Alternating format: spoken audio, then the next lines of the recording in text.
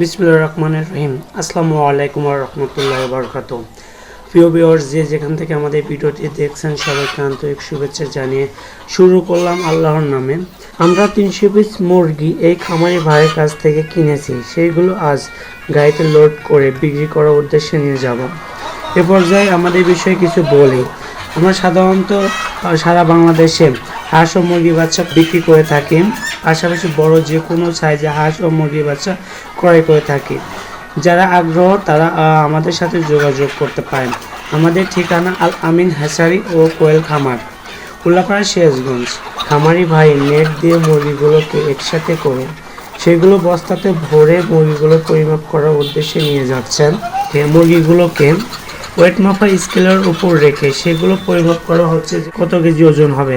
ওজন মাপা শেষ করে সেগুলো এখন ট্রাকে তুলে দেওয়া হচ্ছে।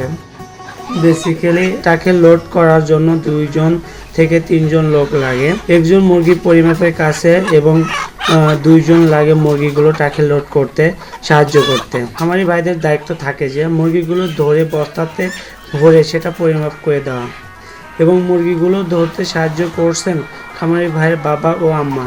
মুরগিগুলো লোড করার শেষে খামারি ভাইদের টাকা পরিশোধ করে আমরা শহরের দিকে ইনশাআল্লাহ রওনা হব।